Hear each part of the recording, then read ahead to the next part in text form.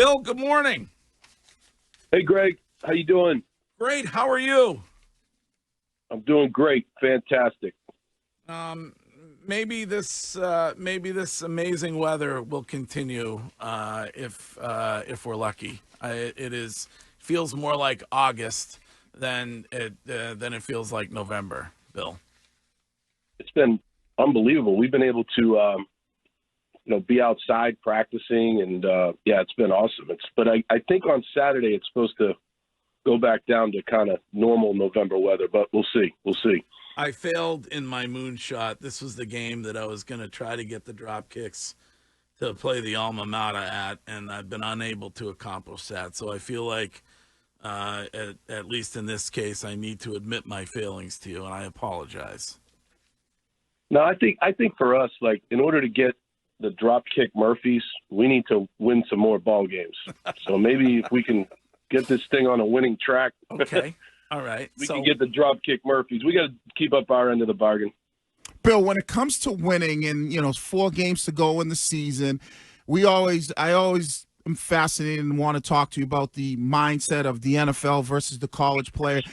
What do you have to make sure you do to make sure you're keeping these guys focused and saying, all right, it is about winning, and not having them look at like, well, there's only 4 games left? How do you keep them engaged when there's really kind of no playoff hunt in college football, especially when you're in the position that you're in?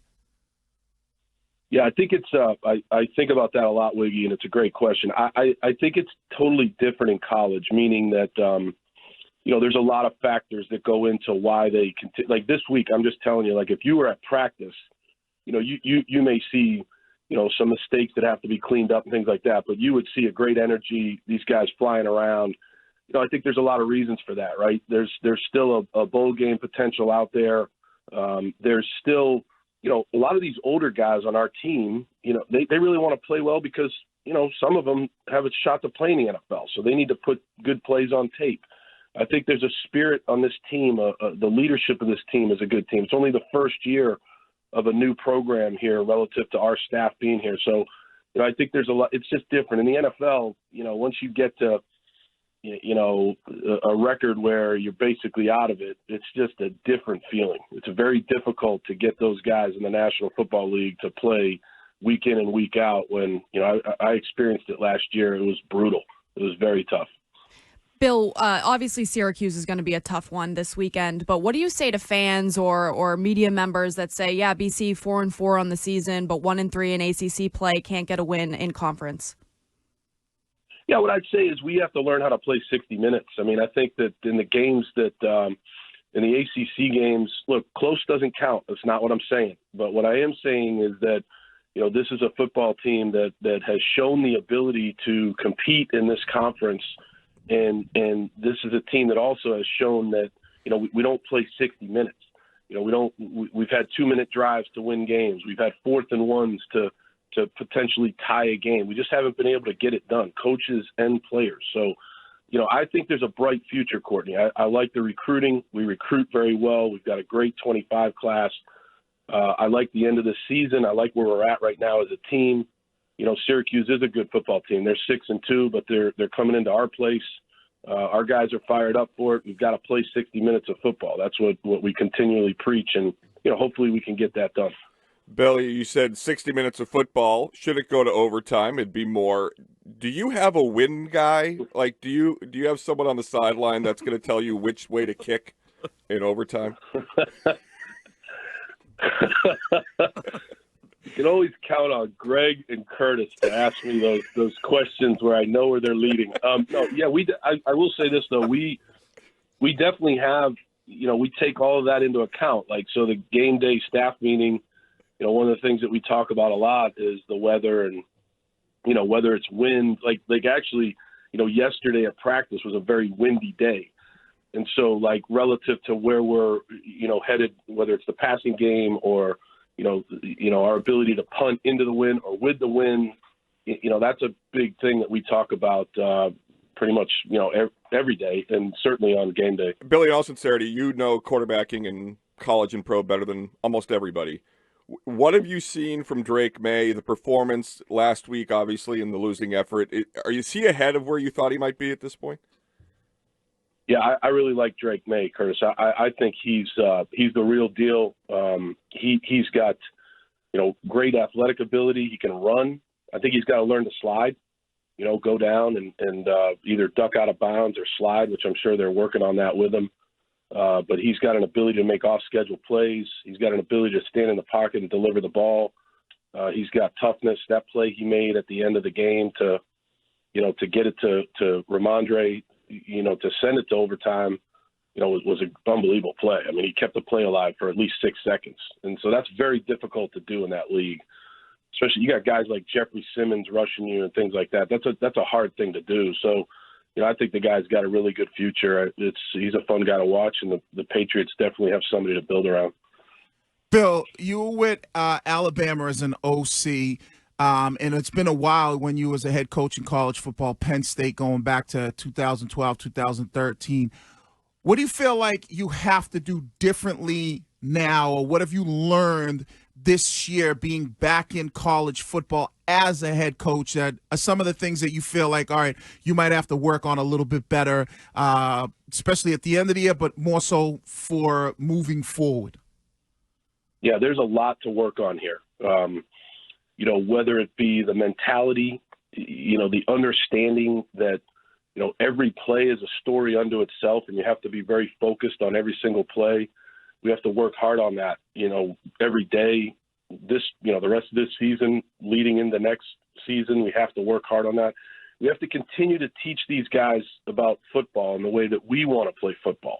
Whether it's a quarterback reading coverage or an offensive lineman anticipating a movement up front, or a defensive secondary that needs to understand what's happening to them from a formation standpoint, a personnel standpoint, whatever it is. I could list 1,000 things that we have to do better as coaches and continue to do as coaches to get these guys to understand, how we want to play, the style we want to play with. I do believe, Wig, I really have a strong belief we're on the right track. We'll see. That has to prove itself out, but I do have a strong belief that we're headed in the right direction, even though the wins haven't been there recently. I like how this team approaches every day. Speaking of Alabama, the guy who taught you the offense down there, Mac Jones, may get a start this weekend. Can I tell you a quick story on that? Yeah. So when I went to Alabama, Mac was gone. He was actually there getting ready for the draft. So I met him, and he did come up to the office one day, and we talked for a little bit about the offense, but it was a very brief meeting. The guy that actually did a great job of at least showing me the foundation of the offense when I first got there. Because when you go to Alabama with Nick Saban, you don't run your offense. You don't bring your offense. You run the Alabama offense. And so was Bryce Young. Bryce Young was a very, very bright kid who brought his playbook into the first meeting, with the one-on-one meeting with me, and we talked about the offense for, a long time. And so, that's the story, because Bryce was the guy that really had at a young age in his career, had a great understanding of that offense, and went on to win the Heisman Trophy that year, and then, went on to be the number one pick, which I know the pros aren't going great for him right now. But I think Bryce Young, if given the right situation, given the right shot, Bryce Young's a very, very bright guy and a really good quarterback. See, very interesting. You cleared up one of those rumors that has been floating around forever. Mm-hmm. And there's a lot of this is for the clarity of history, Bill. This is for a lot of BS that floats around, right? Yeah, a lot of BS, but it is what it is. Yeah. Now there's one other one that you could clear up, and just for the clarity of history. Super Bowl 52? Yeah. No, no, I will save that one for okay. later. I was just going to ask, because I'm sure that you hear these kinds of things here and there. Who was it that, since we're talking about Mac Jones, that Mac reached out to outside of the family that caused a big issue? You can just give me initials if you want. Yeah, you know what? I'll be very, very honest with you. Again, I always am. I have no idea what that is. I don't know. That subject never came up with me, with Mac, who he reached out to. No, when I was at Alabama, that never came. I mean, maybe there was somebody there that wasn't at Alabama when I was there that had been somewhere else that he reached out to. I have no idea. He had a lot of relationships at Alabama with the coaching staff. That there were a lot of guys, Greg, when I went to Alabama that weren't there, when I got there that had been there in 2020, right? A lot of those in the 2020 Alabama football team was arguably the greatest college football team of all time. And a lot of those guys, Sarkisian, Charles Huff, they got jobs, right? They the success of that team, they moved on to jobs. I would say 5 or 6 guys on that offensive staff. Kyle Flood went to Texas with Sarkisian. Charles Huff got the Marshall job. So it was a brand new offensive staff basically. When I went to Alabama, it was me, Doug Marrone, Robert Gillespie. I mean, like I said, there's a lot of BS that floats around, and there was really not many people there on the offensive side of the ball that had worked with Mac when he was there.